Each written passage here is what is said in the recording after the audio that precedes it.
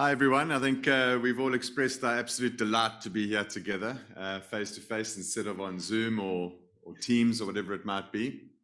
So yeah, just very chuffed to be here. For those who don't know, I'm Andre du Toit, represent a company called SATIB Insurance Brokers, who are leaders in tourism, incident management, and risk management, essentially. So we operate throughout Africa, primarily focused in the SADC region though. And we essentially started about 30 years ago. We started insuring rhino in transit, actually, and then it became about the Land Cruiser and the lodge and the liability. So over 30 years from a family-owned business, we are now in a very strong position to be able to provide what we believe are our ultimate risk management strategies and insurance products for the industry. Very fortunate to have a large grouping of clients going into the East African islands as well, and 16 branch offices because we believe in local relationships. So we've got a wide footprint, not because we want to have office space everywhere. In fact, we've cut back on that drastically in the last few months, but because it's all about relationships at the end of the day, and it's about having trusted people in the risk management space. So today, really, I'm going to be chatting about what we are. I'm not going to be dwelling on the past 18 months, that's for sure. There's a lot gone down in the insurance space, as you're well aware of. But what we've learned out of the last 18 months and what we can take from that and how we can apply it to the future of risk management. And along with that, what has changed in the same space, because it has. There's been a huge amount of change, and we've had to bring in new products. We've got new exposures that I'll let you know about. I'm sure you're already aware of them, but it's dynamic and it's changing. But I think what is absolutely key is that we are facing a sort of constant of adversity. It's changed the way we look at things, whether it's whether it's the way we do business, whether it's the fact that we've gone online, whether it's the fact that we've had to pivot and change our businesses. Some of us have started microbreweries instead of tourism. Whatever the case might be, we've certainly had to be agile, and that is going to be the future. It's about the fast fish eating the slow fish. That's really what it's about these days. So we've got to be quick, we've got to move, we've got to digitize, we've got to do all of these things in business. And nothing's different in terms of risk management. We're going to have to change the way we do things, and we're going to have to find cover for things we didn't have to find cover for before. So the best way to predict the future, I believe, is to create it. It's exactly what Sarah said. You've got to take ownership of what you can. Dave mentioned it as well. Control what you can, transfer the rest as far as risk management is concerned. So just quickly to pan out for a second, if I can, just to try and put a few things in perspective. Obviously, global warming has had a huge effect on risk throughout the world and globally. Hyper floods, hyper tides, fires, devastating fires across Australia and whatnot, all as a result of global warming. That itself has affected food security. Food security increases poverty around the world. Poverty results in compromised security. So there have been political unrest, there's been mass demonstrations, there's been all sorts of things like this. And it doesn't necessarily affect your world until we had looting in KZN recently. So all of these things are very real, and goodness knows where they come from, but they are there, they're constant, and they are increasing in severity, and they're increasing in frequency, and that's how we measure risk. It's that little balance between severity and frequency. And COVID, I believe, has exacerbated a lot of these potential risks, poverty space particularly, which has given rise to essentially what we saw in KZN recently. Cyber risk has gone through the roof. Absolutely through the roof. I'll speak about it a little bit later going on, but I mean, every single one of you should have cyber protection in place. Whether it's a tech stack that speaks to mitigating risk, or whether it's a liability policy that protects you when all your personal information and that of your clients is now compromised. Theft has increased. Little things like us having a wonderful domestic market that responded and kept a lot of us alive for a while, but that has come with its own risks. It's a very different guest profile, hasn't it? And just chatting to the guys yesterday, increase in malicious damage in the rooms, theft of contents, whether it's a TV or a gown or whatever the case might be. It's a massive increase. And bilking, which is when people leave without paying. So these are things that have increased dramatically over the last 18 months. So bittersweet, but we need to manage it. We have an ability to control it, and we need to manage it, understand it. And then obviously travel restrictions have placed all sorts of challenges in our space. Can we manage it? If we can't, how do we transfer it? Is there a product out there that can now cater for COVID delays and whatever the case might be? So that's really just panning out for a sec. And we're going to drill into a few of the things that we need to in the next few slides. So there's 3 ways to manage risk. Essentially, as we speak about it, you remove it. And some people have had to move out of tourism and start something else up. But the fact that you're here today means that you're going to take it on. And I think, thank goodness, we're in a very positive position looking forward. So remove it's not an option for us. We can manage it, which is you taking ownership. David mentioned it, take control of what you can. And that's really where most of the emphasis is going to be on, really, in this room, because there's a huge amount that you can manage. And the nice thing about that space is that you are in control. You understand your businesses. This is a hell of a diverse sector of tourism. Whether you're a marine operator, a wheels operator, whether you're hiking in the Berg, bird watching in a rainforest, or managing a lodge or a cultural tour, it's very diverse, the adventure space. So we're not going to sit up here and tell you how to run your business. You need to cooperate with your peers in the industry, find out what best practices, get your qualifications, etc., but manage your risk. No one understands it better than you. We'll touch on that, but I'm not going to sit and preach to a bunch of experts out there today. And we come into the space of transfer. So what you can't manage, you need to transfer. And typically speaking, in this environment, it's insurance, and I will mention incident management, because insurance stuff happens. Okay, you can replace a car, or you can replace a laptop. That's easy enough. You're not going to sweat it. But when it comes to replacing a quantum, or you lose a lodge in a fire, or a boat gets flipped, or you end up with a liability claim that goes into the tens, if not hundreds of millions, that's the risk that you transfer. And on the incident management side, and we're going to speak about it in a little bit more depth,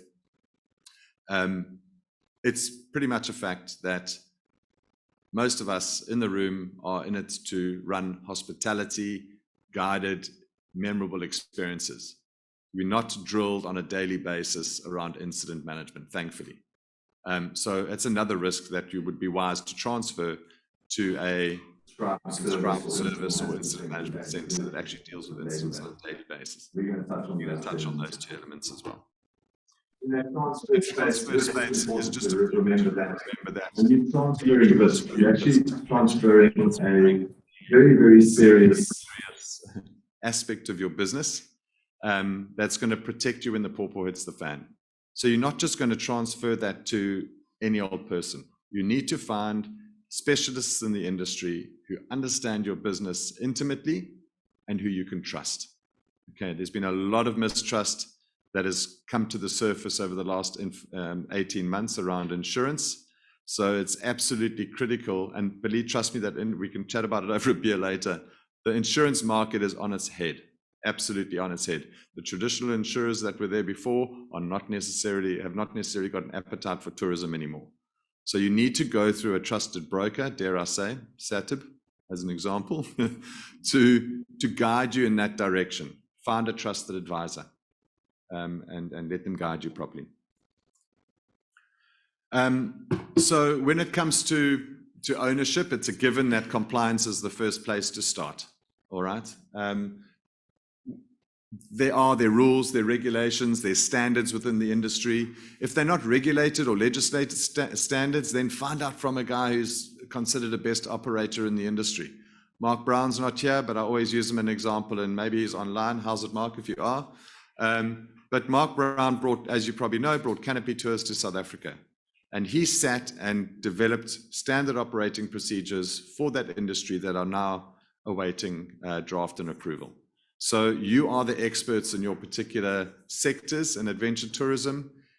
Get out there, collaborate with your peers, and set your own operating standards. Obviously, the marine industry is very regulated, civil aviation, the aviation side, very regulated.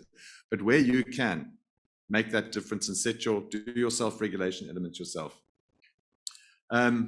Policies, requirements, like I say, these are all sort of fairly repetitive, but you know what you need to do.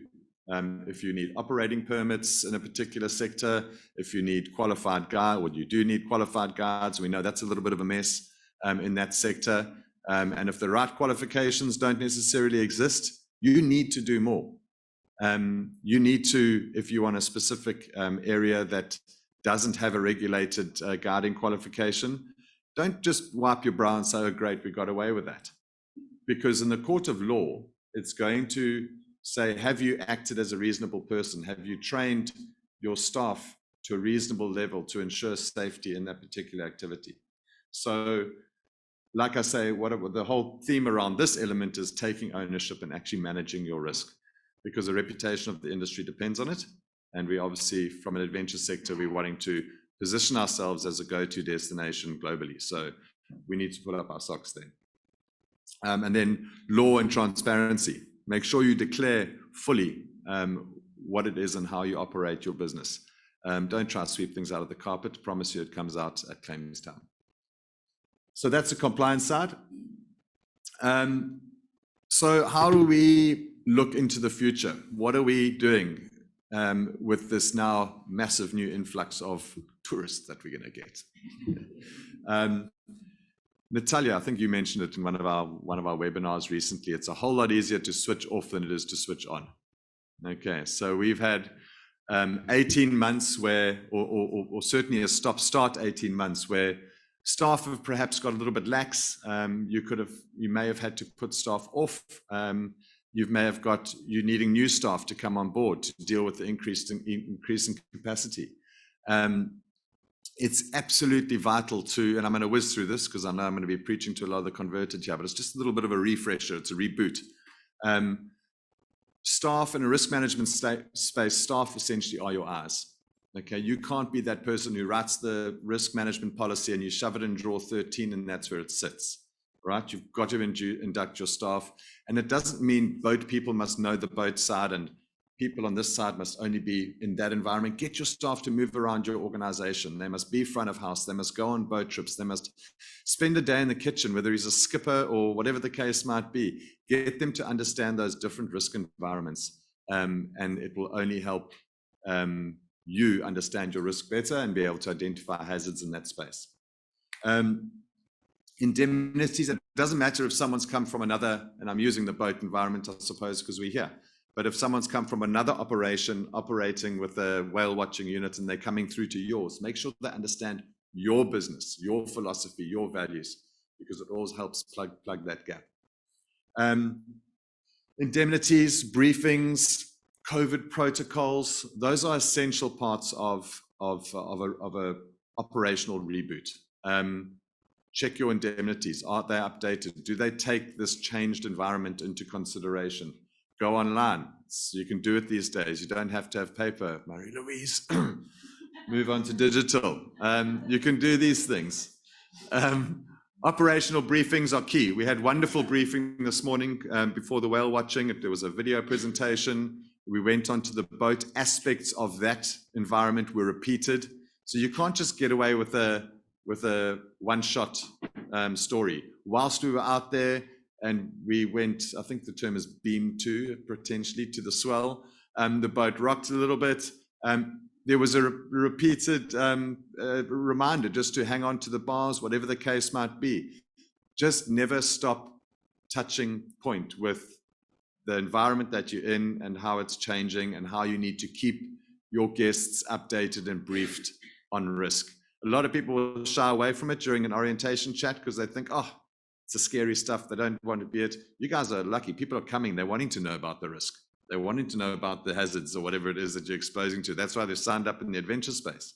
But it is key to make sure that briefing is done correctly and it's done repeatedly. Conduct of your activities. Make sure you've got qualified guides out there, people, please.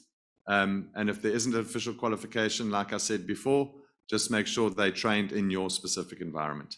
And if you've been doing it for 30 years, 20 years, don't get blasé. It's when things happen. Okay. Risk awareness, like I say, it's about your entire staff. It's not just about a risk manager or an owner of a business taking risk seriously. It's about everybody. It's about bringing that culture into your business. So whether it's, like I mentioned, the lineup of staff that you might have in your various businesses, they all need to be risk aware. Safety and emergency protocols and signs are absolutely key. Okay, but they've got to be lived. They can't just be on a document and stashed away. So when it does come, I know we hate signs, but they're very important. You can do your brief. It's not about sort of having a indemnity and orientation chat and leaving at that, because people are way too excited to take that all in the beginning. So once you hop onto the boat, there's a little reminder sign to say 16 people max on the upper deck, and there's another little sign to say, please stay seated when we're moving, or hold onto the bars. I forget what it was, but it's all these subtle little reminders. And then you can be seen to be taking reasonable steps to keep your guests informed and risk aware. You know, at the entrance to a spot, you'll often find a waiver board or indemnity board that says, you come here and whatsoever, whosoever, howsoever, it's like it's not us. Those are perhaps a compliance element, but it's far better just to have a nice funky sign with a whole bunch of things that the guests themselves need to be aware of, because they then become their own eyes. And trust me, instinct will determine that they want to keep themselves safe and whatnot too. So don't hide away from risk. Don't hide away from hazards. Let them know. But just how you do it and how you put it up there from a marketing perspective is your own prerogative. But introduce guests to the risk and the environment that they're going on. And then obviously you should all have emergency protocols in place and whatnot as well. So operational reboot, please don't forget to do it, guys, because the tourists are coming. So from an insurance perspective, and this is like I said, this is where we play. We spent a huge amount of time obviously just trying to work with our clients. Our hearts beat with at the same pulse that you guys do. So whatever affects you affects us.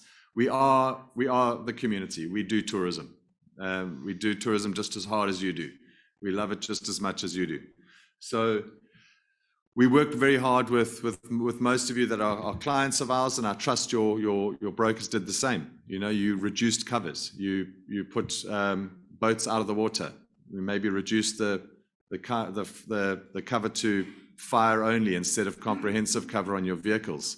You cancelled your passenger liability because you had no fare paying passengers. Your revenue figures that you declared were clearly down, if not zero. So all of those, your forecast revenue has got to be declared. It's difficult to forecast at this stage, but just reboot it, relook at it. Connect with the specialist broker, connect with your broker that you've got now, and just go through what did you have before, because that's quite likely what you're going to need to go forward.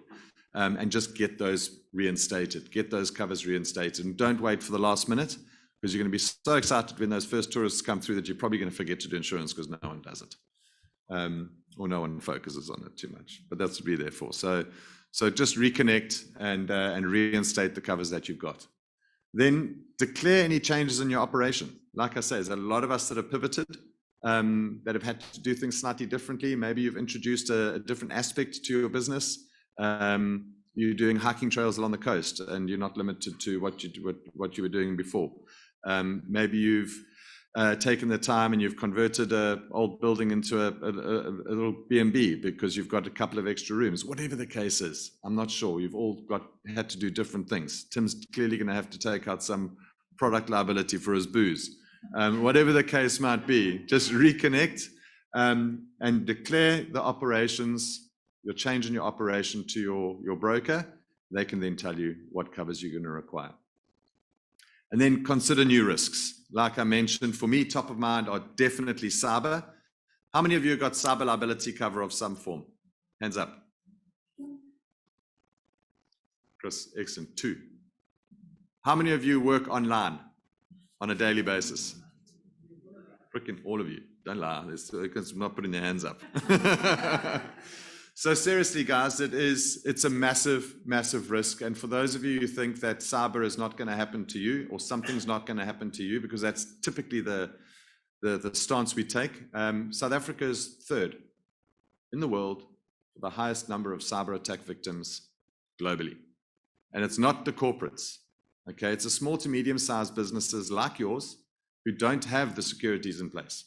It's a lot easier for a hacker or whatever to get into your system than it is Nedbank's, I promise you. And it's a lot easier to fly under the radar when you're asking people for 100K instead of 100 million. So that's where the danger is. It's because you're easy. And they're just taking smaller bits of money more frequently. So remember, risk, severity versus frequency. So yeah, there's the Nedbanks of the world and the whatnot. And that's shame I mentioned Mendo, that's absolutely unfair. But there are the larger corporates who are getting slammed for tens and tens of millions, if not billions. So that's low frequency, high severity. But you, here, high frequency, potentially low severity. But who of you want to take a 200K knock on a cyber attack or whatever the case might be? Or worse still, if they manage to get through and you haven't mitigated it, they manage to get through and you've got all your clients' data compromised and now on the system, which you are compelled to then report to every single one of your clients. So forget PR and all of that stuff, which is also going to damage your business.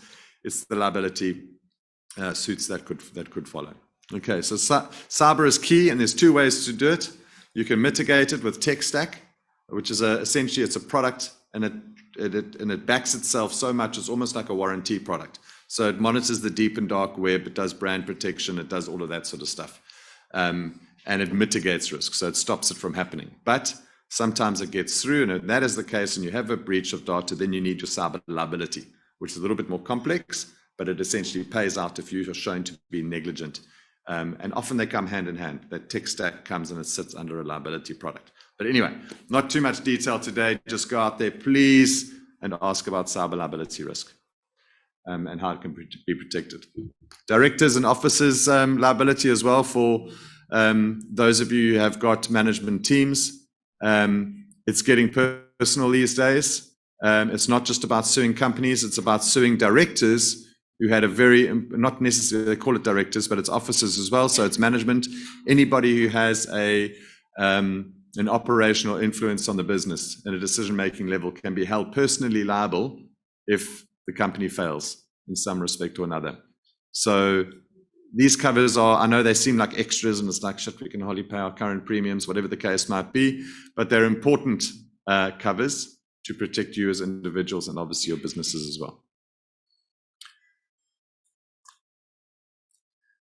So, I'm not sure what time I've got there. Foster. Not much. Okay. There you go. Incident management process. So incident management, just very quickly, in the last 15 years, we've managed probably 10,000 cases around Africa. Okay. We do approximately 50 cases a month when things are ticking along. And 7% of those are essentially have the potential to change people's lives, either in a medical and health respect or from a liability perspective. Okay. And that's what an incident looks like. It's not calling an ambulance. All right. This is the hospitality tourism industry. It means PR. It means dispatching. Dispatching medical services or even security services. 33% increase in security-related incidents now. It's not just medical. It's PR, it's legal, it's post-operative care, it's remote incident management while stuff's going down and while the ambulance is getting there. It's an entire web. And trust me, 73% of instances where we've had staff that have actually got the process going, we've had to reverse. Because you may have a period where you need to stabilize. Share details with your team, communicate, get your communication devices ramped up, depending on where you're operating, and share those details with your guests, because you might be the one that goes down at the end of the day. And very quickly, that last little session was a bit of a sprint, but thanks for listening. I am here for the next couple of days, or today and tomorrow, and I'd love to chat more around this topic. So thanks very much.